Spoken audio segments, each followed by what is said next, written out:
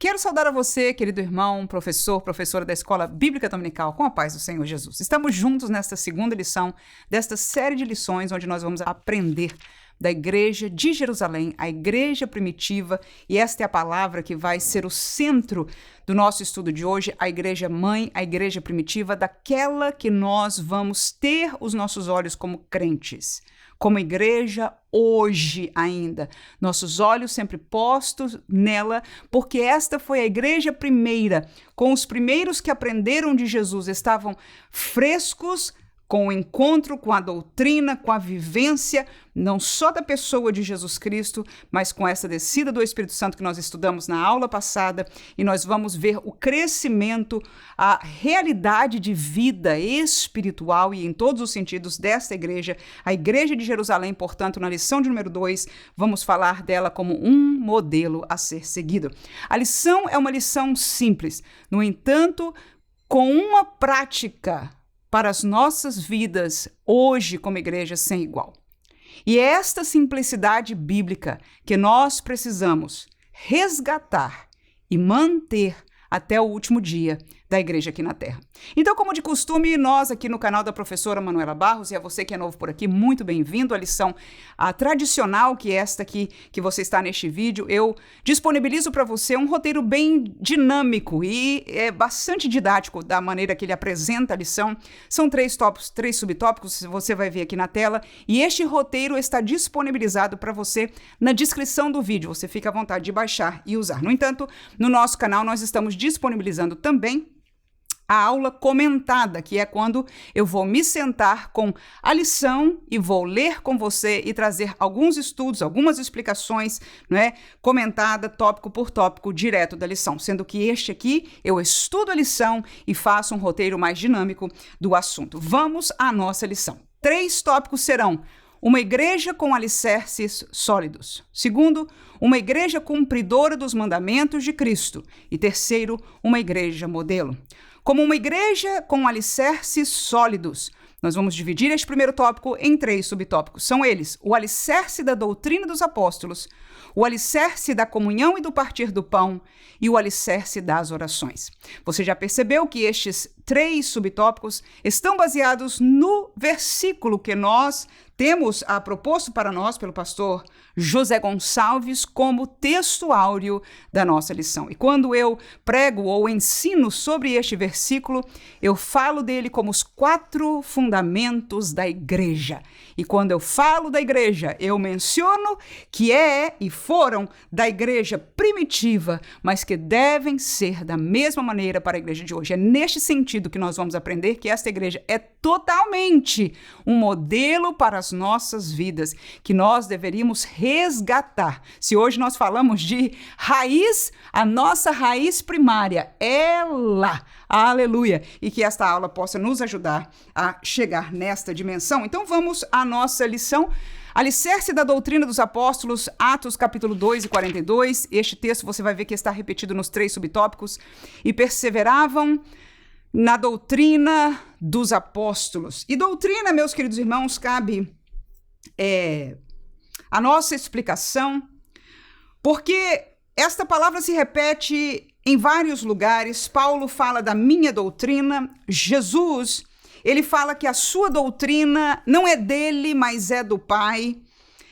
A palavra doutrina aparece no contexto de que outras pessoas ouviam Jesus pregar e ensinar, e a palavra diz, se admiravam de sua doutrina. Então, a palavra doutrina trata-se não necessariamente do conhecimento histórico das Escrituras, do conhecimento textual das Escrituras. Escute, por favor. Jesus nos exorta, dizendo assim: vocês erram, no contexto dele lá, no tempo que ele estava aqui, porque não conhecem as Escrituras nem o poder de Deus. Então, conhecer as Escrituras caminha neste pensamento ou neste sentimento de Jesus, naquilo que nós vamos estar explicando sobre a doutrina.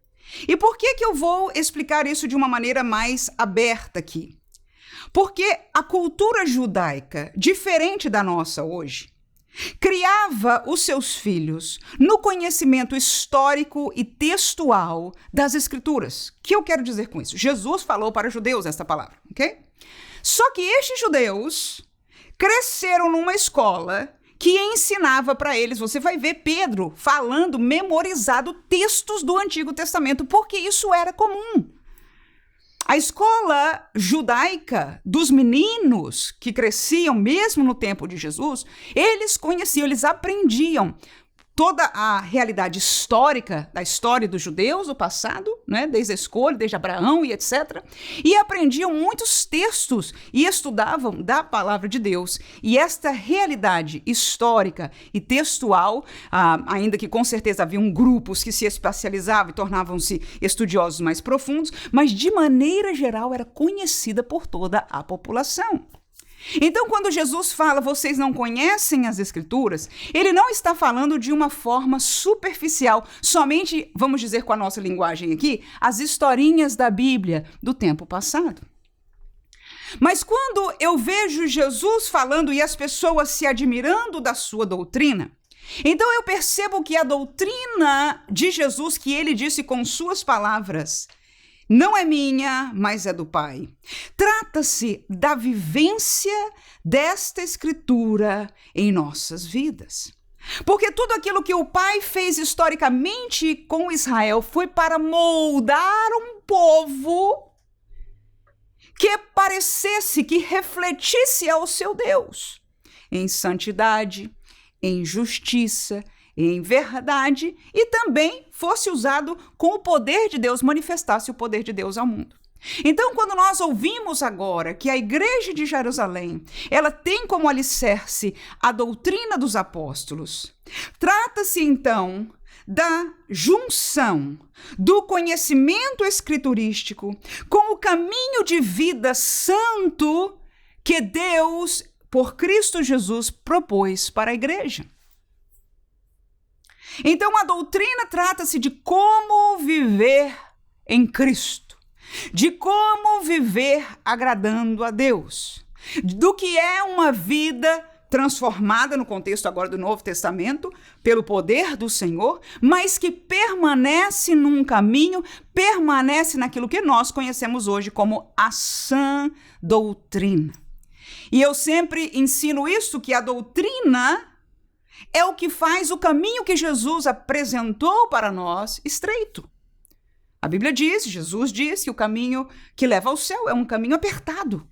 E ele é apertado por causa da doutrina, porque alguém que quer obedecer e viver segundo a dimensão de Deus, santidade, verdade, justiça, paz, temperança, humildade, todos estes são valores da doutrina do Senhor Jesus. Todas estas palavras foram coisas que ele pessoalmente ensinou, viveu ao lado dos seus discípulos e ensinou-nos como igreja a fazer. E foram estes discípulos, estes apóstolos, que estão aí agora ensinando uma nova igreja que está crescendo bastante. Você sabe disso, como a igreja cresceu no começo, não é, desta expansão, dessa realidade do que é a igreja do nosso tempo. Então, a base, o fundamento o primeiro alicerce da igreja é a doutrina dos apóstolos. E a palavra diz que eles perseveravam. E o pastor José Gonçalves, ele usa uma separação de subtópicos aí para falar a primeira, que é o fundamento, ou seja, onde é o alicerce, aquilo que eles aprenderam de Jesus.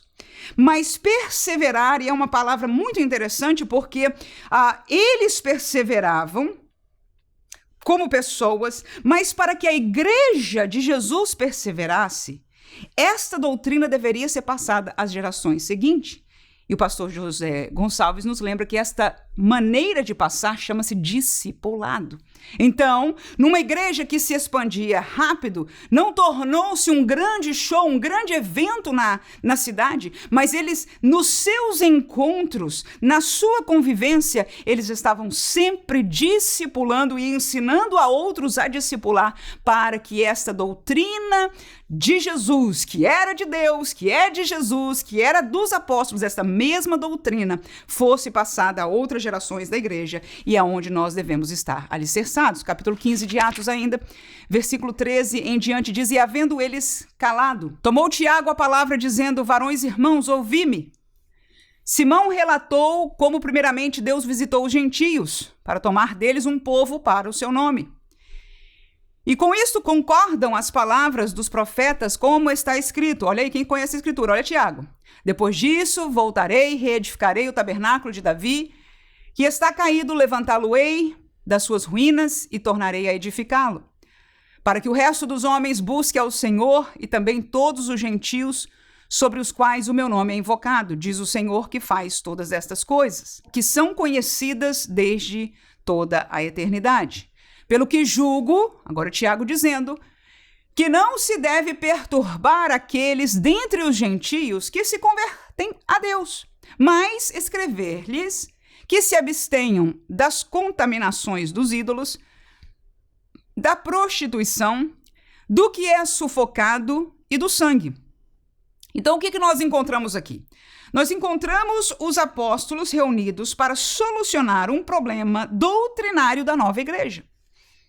Houve uma questão acerca da salvação, do que os não-judeus, nos casos os gentios, deviam cumprir ou não da lei mosaica para permanecerem, para serem recebidos, né, neste contexto da igreja. E esta causa foi tão forte que tiveram que trazer a um concílio dos apóstolos ali em Jerusalém. E Tiago foi essa liderança, né? Alguns tiveram palavra ali, mas ele trouxe esta palavra baseada nas Escrituras.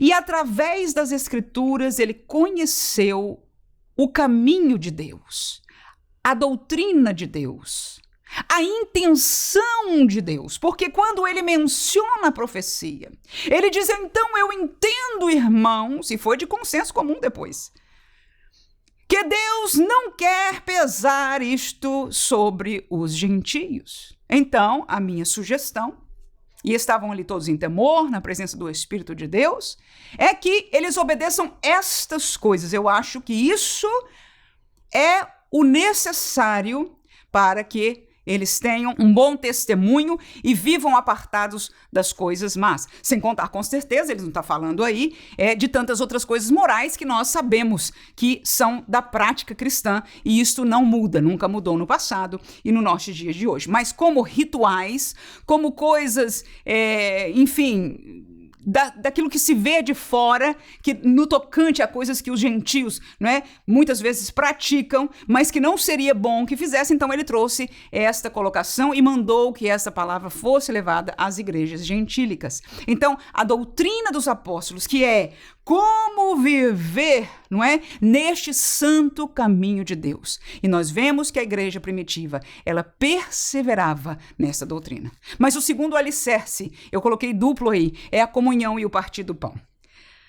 O pastor comentarista nos traz o entendimento de que esta comunhão, ou que o partir do pão, possa simbolizar ou estar falando da Santa Ceia, mas em ambas as palavras, tanto na comunhão como no partir do pão, eu entendo que há duas coisas aí acontecendo, e nós voltamos ao mesmo versículo, né? Versículo 2 e 42 de Atos, que diz: e perseveravam na doutrina dos apóstolos, e na comunhão, e no partir do pão.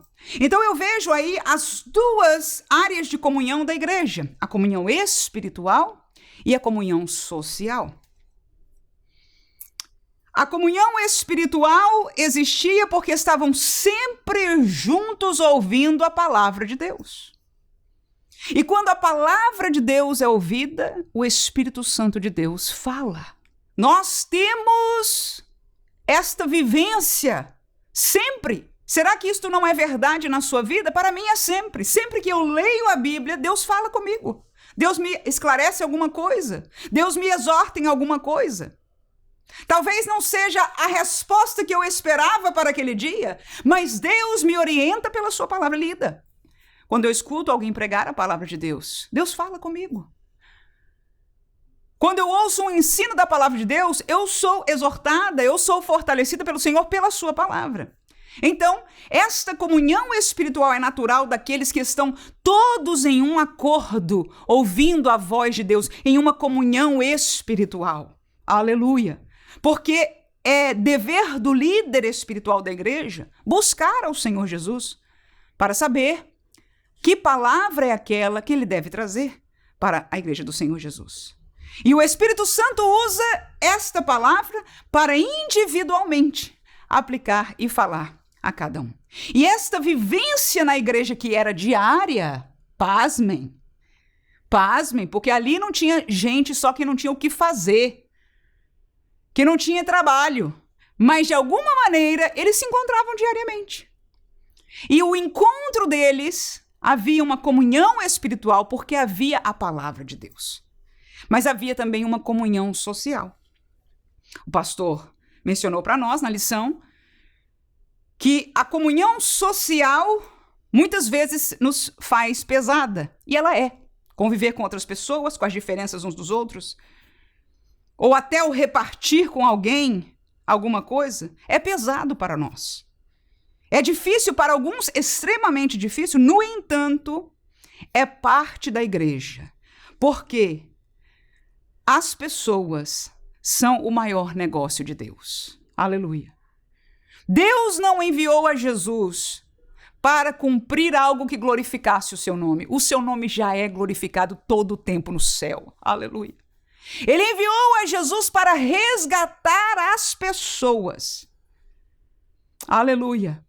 Então nós, como pessoas, como gente, vamos conviver para dar glória a Deus, e como um corpo espiritual, nós vamos conviver uns com os outros, para nos edificarmos uns com os outros para a glória de Deus. E este é o mistério da igreja de Jesus. Atos capítulo 4, versículo 34 e 35 diz: não havia, pois, entre eles necessitado algum, porque todos os que possuíam herdades ou casas, vendendo-as, traziam o preço do que fora vendido e depositavam aos pés dos apóstolos. E repartia-se cada um segundo a necessidade que cada um tinha. Então, o que nós vemos aí? Um exemplo prático disso. Mas a gente só sabe quando há necessidade, e parece que ali havia muita necessidade, quando nós convivemos com as pessoas. E em conviver com as pessoas, nós somos constrangidos. E principalmente se nós vivemos em uma comunhão nessas duas realidades, espiritual e social. Porque nós vamos olhar a realidade social, mas é Deus que nos vai trabalhar espiritualmente para fazer, para deixar de fazer, para orar, para interceder, para ajudar, para isso ou para aquilo. Porque nós somos, como disse Pedro, pedras vivas. Aleluia. Jesus diz para ele, e ele outra vez menciona: pedras vivas, nós somos partes deste edifício de Deus. E tão somente isso, aleluia. Então esta igreja primitiva vivia esta realidade.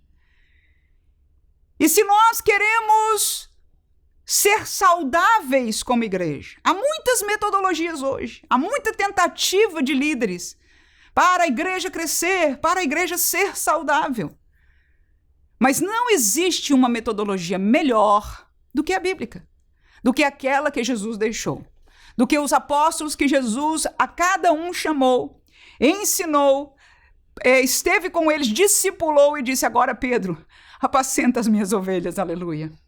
E aí, não só ele treinou-os para a tarefa, mas enviou o Espírito Santo, aleluia, para que não só eles, mas tantos outros fossem capacitados pelo poder de Deus para fazer esta obra, que é alcançar os perdidos para a salvação e edificar a igreja para permanecer na doutrina dos apóstolos, na comunhão, no partir do pão e, por último, nas orações. Atos 2,42 termina dizendo mais uma vez, e por que não, nós podemos até decorar este versículo na nossa sala de aula, maravilhoso, deveria estar na memória de cada um de nós. E perseveravam na doutrina dos apóstolos e na comunhão e no partir do pão e nas orações. Eu até na aula comentada vou falar que a oração para mim é a chave da vitória para nós conseguirmos conviver as outras duas coisas. A comunhão e o partir do pão no tocante à comunhão espiritual e a comunhão das coisas sociais. É através da oração que nós vamos encontrar capacitação espiritual para tal. Mas neste contexto aqui, Atos 12, versículo 5, mais um versículo, deixa alicerce. Pedro, pois, era guardado na prisão, mas a igreja fazia contínua oração por ele a Deus. Veja aí, irmãos. Isso é muito importante para nós, porque é um alicerce da fé. Agora eu quero encontrar-nos nesta realidade aqui. Eu sei que eu estou falando a uma diversidade de pessoas, mas eu penso que eu não vou errar de generalizar que todos nós, mesmo em igrejas diferentes, as nossas igrejas têm se afastado mais da oração. Seja porque menos pessoas vão às reuniões de oração, que sempre existiram e continuam a existir, sendo porque o tempo de oração de joelho dentro destas reuniões mudou. Seja qual for a mudança, aconteceu. E eu quero entender também que conosco, por causa da realidade do mundo que nós vivemos hoje, de como as coisas funcionam neste mundo que nós estamos convivendo e vivendo nele, nós também não somos os mesmos no tocante à oração. No entanto, a palavra de Deus diz aí, o que mantém a igreja, a chave da vitória da igreja, trata-se da oração. Porque enquanto um estava sendo perseguido, um estava preso. Vou fazer um paralelo, enquanto alguém está doente. Nós não sabemos que ele ou ela está doente porque nós não estamos na comunhão da igreja e do partir do pão da igreja. Porque se nós tivéssemos, nós saberíamos, e é pela oração que Deus vai nos falar, nos vai usar com um dom. Aleluia! Nos vai dizer, vá à casa daquela pessoa e leve uma comida. O Senhor vai, através de uma vida de oração, começar a nos usar de volta na dimensão que Ele quer. Porque essa dimensão que nós aprendemos aqui é a dimensão que Ele instituiu a igreja para ser alicerçada e para permanecer. Mas somos nós que hoje culpamos isso, culpamos aquilo outro, quando nós devemos todos voltar ao modelo da igreja primitiva, ao alicerce. E parte desse alicerce chama-se oração. E muitos irmãos, eu não sei como você individualmente, professor, tem a sua vida. Mas eu quero dizer que esta geração que vem atrás de nós, que talvez você está ensinando para eles, não conhece o que é uma vida de oração. Simplesmente não conhece. Quando olha um documentário como aquele que foi aí passado para todo lado daquelas irmãs do coque, irmãs anciãs, irmãos que estão no círculo de oração, e até naquele documentário você vai ver a primeira delas, que é ali da Assembleia de Deus, dizendo e até mostrando mesmo sem querer que aquela reunião de oração, aquelas horas que eles estão ali buscando ao Senhor, está vazia. E já no meu tempo, antes de eu sair do Brasil, essas reuniões eram pouquíssimas pessoas que estavam ali. Nós estamos nos apartando dos pilares mais necessários da igreja, chamada oração. Agora, você sabe, eu sei. É fácil? Claro que nós não queremos. É muito melhor mudar a igreja, dinamizar o louvor, dinamizar os teatros, as danças, as coisas, o que quer que seja. Eu tô nessa, pastor. É isso aí, é isso que vai fazer diferença. Mas não é o que a Bíblia ensina que faz a diferença. Este nosso caminho é nosso. Este caminho é bem intencionado, mas é nosso. Eu vou repetir. Este caminho é muito bem intencionado, mas é a nossa saída. Posso ser direto? Para nós, eu vou me incluir, fugirmos da oração. Certa vez, conversando com meu esposo, nós que estamos no campo missionário, eu disse, nós temos, servo de Deus, duas saídas. Ou nós nos profissionalizamos para atrair as pessoas por pregações profissionais, por canções e louvor profissional. E nós vamos conseguir atrair, porque vai ser boa qualidade. Ou nós temos que confiar na maneira bíblica, que não está em nós o poder, que não está em nós a graça. Nós vamos nos esforçar com certeza para fazer o melhor, mas na dependência do Senhor, mas para viver deste lado aqui, há um preço e é muito alto a ser pago. Eu sei. E você sabe. Agora, esta é a minha pergunta para nós. Será que nós vamos ser a geração que vai, por fim, enterrar a memória de uma geração passada que ainda seguiu, mesmo que poucos deles, Eu estou aqui no YouTube, eu estou aqui na escola dominical e eu vou continuar este trabalho enquanto Jesus me der vida. Para ser alguém que levanta a bandeira deste evangelho primitivo, deste modelo, para lembrar a geração que me ouve e a futura, porque eu ensino ainda aos jovens também aqui no YouTube, e eu espero em Deus ter mais oportunidade para não permitir morrer. Mas eu estou vendo em muitas igrejas, e volto a dizer, talvez você nem perceba isso acontecendo na sua igreja, está fogo, poder, graça, oração, graças a Deus. E não fogo estranho, fogo de Deus, aleluia. Mas de maneira geral nós estamos vendo isso acontecer. Por quê? Porque nós estamos pagando o preço de uma vida de oração. E não é fácil. Tirar de ganhar dinheiro, tirar de uma oportunidade, tirar do estudo, tirar do entretenimento, tirar do telefone para passar 20, 30, 40, uma hora em oração. Isso não existe mais. Como pode ser que nós vamos enterrar o alicerce da igreja? Jesus orava, Paulo orava, e orava muito, e gemia e clamava, e sabia o que é interceder. A Bíblia nos ensina deste alicerce, que nós hoje desconhecemos. Temos orações rápidas, temos orações onde nós queremos o movimento, mas uma vida de oração, ela passa por isso, aleluia. Ela passa, ela é dura. Até que nós vamos encontrando o Senhor nesta vida de oração, até que Ele vai nos moldando, até que nós vamos criando, não é este hábito, mas não é um hábito só disciplinar, mas um relacionamento com Deus e um clamor para que nós possamos ser usados por Deus, como eu disse, no contexto das pessoas.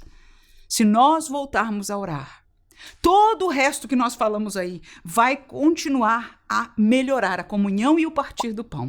Sobremaneira se os dois maiores pilares estiverem juntos. A palavra sendo ensinada e a oração individual e congregacional acontecendo. Segundo, uma igreja cumpridora dos mandamentos de Cristo. Cumprindo o batismo nas águas, cumprindo a Santa Ceia, cumprindo a pregação do Evangelho. Em primeiro lugar, o batismo nas águas, Atos capítulo 2, versículo 38. O texto diz, e disse-lhes Pedro, arrependei-vos, cada um de vós seja batizado em nome de Jesus Cristo. Este é o batismo nas águas. Porque vem depois do arrependimento, diz Pedro, para perdão dos pecados. E recebereis o dom do Espírito Santo. Este é algo futuro. O Senhor vai batizar vocês com o Espírito Santo. Mas arrependam-se e sejam batizados, ou seja, testemunhem publicamente. O pastor José Gonçalves usa essa palavra bem clara no final da sua lição, dizendo o batismo nas águas, não é? Ele é um testemunho público da nossa nova fé em Cristo Jesus. Mateus 28, 19. Diz o próprio Jesus, portanto, ide, ensinai todas as nações, batizando-as em nome do Pai e do Filho e do Espírito Santo. Então, este mandamento é de Jesus. Nós, como igreja, pela graça de Deus, não tenho visto contrário, ainda que já ouvi de pessoas falando, olha, irmão, tem crente que não está querendo ser batizado, está errado, não é bíblico, nós vamos ensinar o que o Senhor Jesus nos mandou fazer. Nós vamos pregar o Evangelho e junto com o Evangelho sendo pregado e as pessoas recebendo em seu coração, porque é onde acontece o receber, o crer e a transformação de Deus, há um testemunhar publicamente através do batismo nas águas. Em segundo lugar, a Santa Ceia. 1 Coríntios, capítulo 11, versículo 23 a 26, diz, porque eu recebi do Senhor o que também vos ensinei, que o Senhor Jesus, na noite em que foi traído, tomou o pão e, tendo dado graças, partiu e disse, tomai e comei, isto é o meu corpo que é partido por vós, fazei isto em memória de mim. Semelhantemente também, depois de cear, tomou o cálice, dizendo, este cálice é o novo testamento no meu sangue, fazei isto todas as vezes que beberdes em memória de mim. Versículo 26. Porque todas as vezes que comerdes este pão e beberdes este cálice, anunciais a morte do Senhor até que venha. Aleluia. Este é o até que nós temos que fazer. Quando Jesus voltar, acabou. Mas até lá a igreja vai celebrar, vai se lembrar, aleluia, da morte, do sacrifício, do preço que foi pago para o perdão dos nossos pecados. Terceiro lugar, cumprindo a pregação do Evangelho. São 3 mandamentos dados à igreja, o batismo nas águas, a Santa Ceia, mais a pregação do Evangelho, Marcos capítulo 16, versículo 15, todos nós conhecemos. E disse-lhes, vamos lá, ide por todo o mundo, Pregai o evangelho a toda criatura. Atos capítulo 8, versículo 4 a 8 diz: mas os que andavam dispersos iam por toda parte anunciando a palavra. E descendo Filipe à cidade de Samaria, lhes pregava a Cristo. E as multidões, unanimemente, prestavam atenção ao que Filipe dizia, porque ouviam e viam os sinais que ele fazia. Pois que os espíritos imundos saíam de muitos os que tinham, clamando em alta voz, e muitos paralíticos e coxos eram curados, e havia grande alegria naquela cidade. Então, um texto aí para você tomar o seu tempo e meditar nele com a sua classe. Bom você, como professor, tomar um tempo e meditar neste texto, tremendo. Por quê? Porque Filipe estava saindo da perseguição. E nós, quando somos perseguidos na igreja ou no trabalho, nós ficamos cabisbaixo, a nossa vida acabou, a gente não quer, a gente cai na palavra do diabo que vem ao nosso coração e dizer: valeu a pena servir a Jesus, olha aí, tá, não quer mais nada. Você quer saber discernir quando é seta do diabo? É que do seu coração você diz: não vou mais fazer. Não vale mais a pena. Não quero mais nada com isso. Mas o que eu vejo da igreja primitiva, da igreja daqueles que oravam, daquele que escutava a palavra de Deus diariamente, que eram alimentados, que estavam alicerçados, aqueles que estão nessa situação não têm alicerce. E este evangelho de hoje, ensinado, pregado, cheio de decoração, tem pouco alicerce, não tem mais oração. Mas estes crentes, quando a perseguição veio, foi cruel, eles saíram fugidos, mas onde eles iam, não podiam fazer outra coisa, anunciar uma palavra.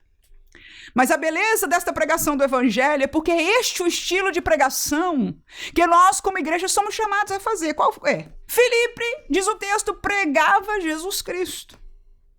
E alguém pode dizer: irmã, mas a gente prega Jesus Cristo e ninguém quer ouvir. Aí você vai olhar o texto e você vai ver que a multidão ouvia a ele. E muita gente se convertia. Qual era o milagre? Ah, irmão, o que tem de... Eu vou pedir para ele orar por mim com imposição de mão para esse poder vir sobre mim. É isso? Não, irmãos. Por que as pessoas ouviam? Por que as pessoas ouviam a Filipe? Porque ele fazia sinais. Sinais de Deus. Teve algum, né? O Simão que se converteu lá. Gostou dessa história de sinal porque ele era mágico. E ele disse: eu quero para mim também, eu quero esse poder. Veio o Pedro, né, orar pelos irmãos novos convertidos, foi batizado do Espírito Santo. Opa, isso aí eu quero, esse poder. Parece alguns nos nossos dias. Que Deus nos guarde. Mas Filipe era crente de oração, irmãos. Se paga um preço, se tem que ter uma vida separada do mundo, para Deus usar com estes sinais e maravilhas. E como Filipe chegava em algum lugar e o demônio se manifestava e ele dizia: em nome de Jesus, aleluia. A pessoa ficava liberta. Filipe começava a falar e o pessoal tomava atenção. Por quê? Por causa da pregação? Será que Filipe era o orador melhor do mundo? Não. Mas eles sabiam que o poder de Deus estava, este homem tinha acesso a Deus. E ele não trazia glória para ele. Ele falava de Jesus com humildade, mas as pessoas davam ouvido, porque os sinais não salvam a ninguém. As curas, os demônios saírem, serem pessoas libertas, curas, como diz aqui, paralíticos andarem. Chama a atenção das pessoas para darem ouvido à palavra, que é o que salva, que é o que o Espírito Santo usa para transformar as vidas. Então nós, professores que amamos a palavra, vamos continuar ensinando a palavra, vamos pregar a palavra, mas não, como igreja, podemos deixar de buscar o poder de Deus. Nós não podemos deixar de ser pentecostais, a igreja que Deus planejou, ensinamos nessa primeira aula.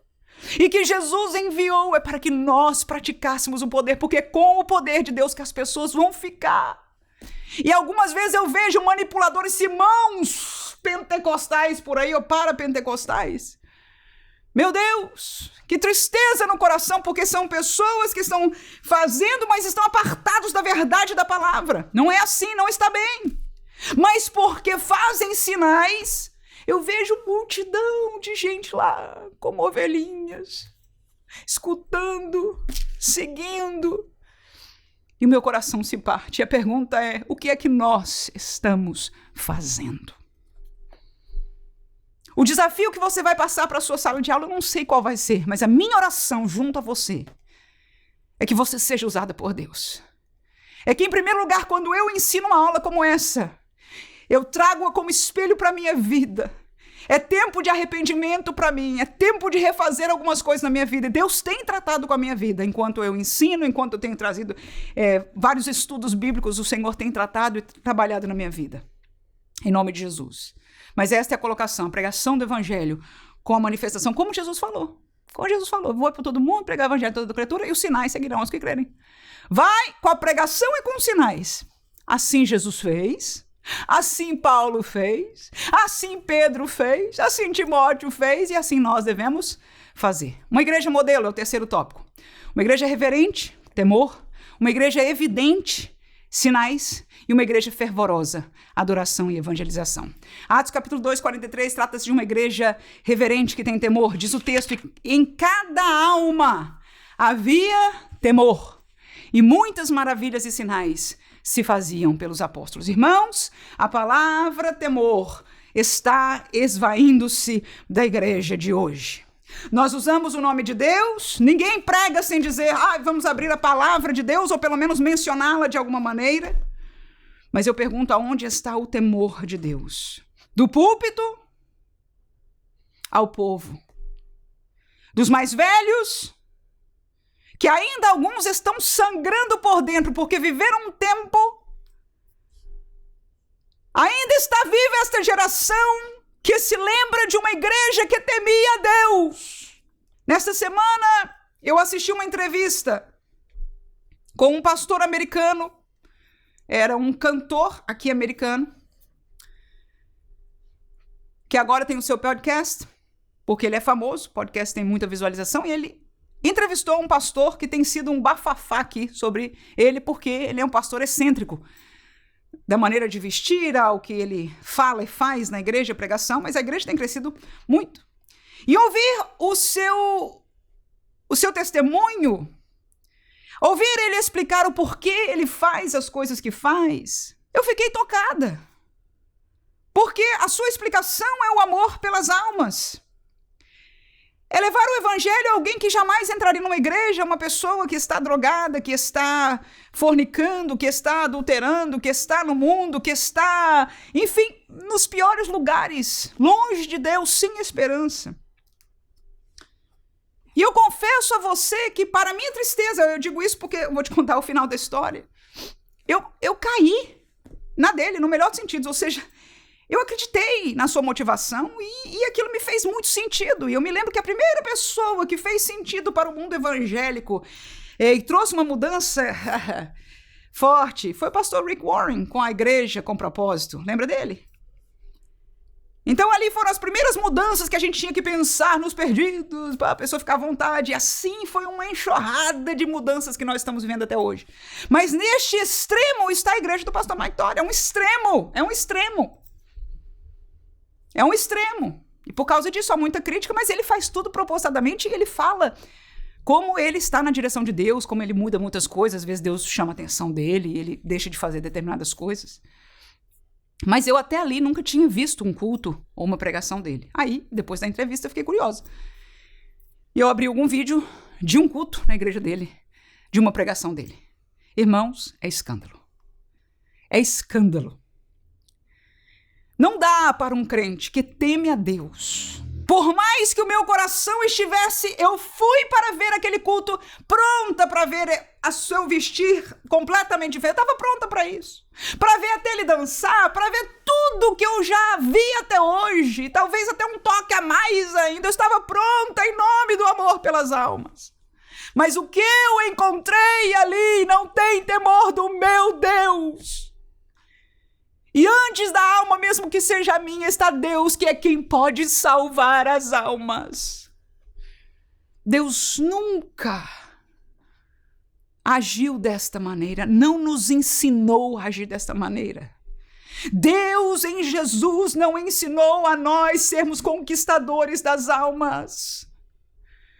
Por amor à alma, Jesus deixou as 99 em santidade, no redil dele, com doutrina dele, com a luz dele.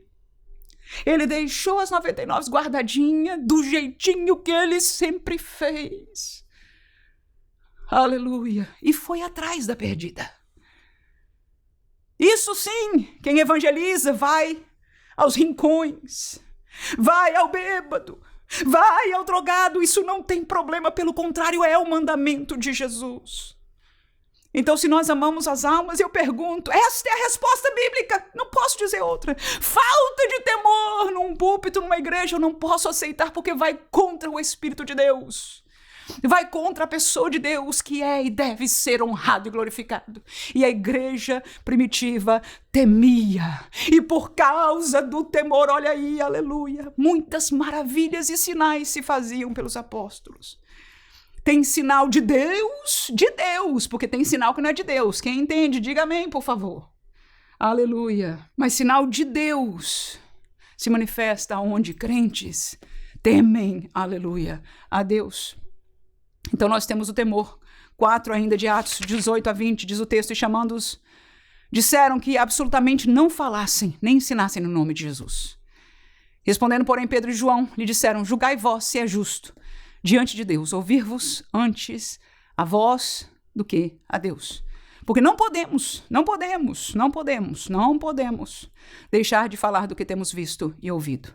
Então a palavra não podemos é esta que nos separa. Quem tem o Espírito Santo de Deus e quem teme a Deus, tem muita coisa, irmão, que você está certíssimo. Minha querida irmã, você está certa. A gente não pode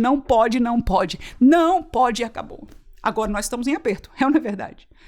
Porque há um mundo de gente, mesmo dentro do cristianismo, que não estão mais temendo a Deus, porque não se alimentam da palavra de Deus e nem têm uma vida de oração e de comunhão com Deus. Essa é a verdade bíblica. Eu não estou aqui para acusar, porque eu não sei de quem você está pensando, eu não tenho a menor ideia. Mas biblicamente esta é a única resposta. E aonde falta o temor, vai faltar a presença genuína e verdadeira do nosso Deus, que ama os perdidos, mas o pai do filho pródigo não foi atrás dele, aquele que pecou consciente, aquele que deixou o evangelho consciente, aleluia, o Espírito Santo, que ele já teve, que ele conheceu a casa de Deus. Ele tem que se arrepender para voltar. E aquele que não conhecia, que estava perdido como dessas 99 ovelhas, era o caso de Zaqueu, na prática, tá? É o caso de Zaqueu. Estava lá no pecado. E Jesus mesmo disse, depois que Zaqueu deu prova da sua conversão, ele disse, ele também é um filho de Abraão. O Filho do Homem veio buscar e salvar o que se havia perdido. Jesus foi atrás da alma, mas não apresentou nenhuma manipulação para ele, pelo contrário. A palavra, o que ele fez, o amor que ele demonstrou, mostrou o fruto de arrependimento. A pessoa se arrependeu do mal e veio à santidade de Deus. E neste texto, nós ouvimos a boca de Pedro, nós não podemos. No caso deles, diziam, cala a boca, não fala de Jesus. Ele diz, nós não podemos deixar de falar. Nós não podemos deixar de falar, mas em todos os sentidos, como tementes a Deus, nós não podemos comungar com aquilo que não tem temor a Deus, que não dá glória ao nosso Deus. Uma igreja evidente, os sinais, já falamos deles, vamos somente ler os textos aqui, 43 do capítulo 2 de Atos. Em cada alma havia temor, muitas maravilhas e sinais se faziam pelos apóstolos. Capítulo 4 de Atos, 29 a 31, o texto diz, agora, pois, ó Senhor, olha para as suas ameaças, e concede aos teus servos que falem com toda a ousadia a tua palavra. Enquanto, olha aí, falar a palavra, enquanto tu, Pai, olha quem teme, estendes a mão, porque é Deus quem faz. Tu estendes a mão para curar e para que se façam sinais e prodígios pelo nome do teu santo Filho Jesus. E tendo eles orado com temor, pedindo tão somente que o Senhor continuasse a usá-los na pregação, continuar a missão. Tendo eles orado, moveu-se o lugar em que estavam reunidos, e todos foram cheios do Espírito Santo e continuavam anunciando com ousadia a palavra de Deus. O fruto de encher do Espírito Santo. Oh, meu Deus, eu estou vendo igrejas. É muito poder de Deus, é muito poder de Deus, é muito Espírito Santo. Mas o fruto de estar cheio do Espírito Santo desde o seu princípio. Porque até Jesus disse, olha, vão para Jerusalém, espera, para que depois vocês sejam testemunhas. Não da nova banda da igreja, mas do Evangelho de Cristo Jesus. Então, estes sim, cheios, numa oração de temor, de pedir ao Senhor ajuda para continuar. Deus os ajudou a continuar na missão de pregar e anunciar a palavra de Deus. Igreja fervorosa é a terceira. Adoração e evangelização. Atos 2:47 diz, louvando a Deus, é o que a igreja fazia, e caindo na graça de todo o povo. E todos os dias acrescentava o Senhor à igreja aqueles que se haviam de salvar. O louvor a Deus, junto com o temor a Deus. Louvor com temor. Amém? Louvor com temor a Deus é a realidade da igreja primitiva. Capítulo 5 de Atos, versículo 41 e 42. Retiraram-se, pois, da presença do conselho aqueles que foram mandados calar a boca, mas eles saíram depois de apanhar, né? Regozijando-se de terem sido julgados dignos de padecer afronta pelo nome de Jesus. E todos os dias no templo e nas casas não cessavam de quê, irmãos? De ensinar e de anunciar a Jesus Cristo. Este era o pilar da igreja primitiva. Não era anunciar uma vida cheia de poder, uma vida que o Espírito Santo vai te ajudar a ser o melhor na tua empresa. Não, não. A você ser um milagreiro, não. A você viver uma droga, no melhor sentido, perdão da palavra, espiritual, que vai estar quase num transe de alegria espiritual. Não. A juventude hoje, por aquilo que se coloca em algumas igrejas, vai para isto, e ali se fala, é o poder de Deus. Mas quando o poder de Deus verdadeiramente, como no Pentecoste, aonde o poder de Deus caiu pela primeira vez, aquilo ali é puríssimo de Deus.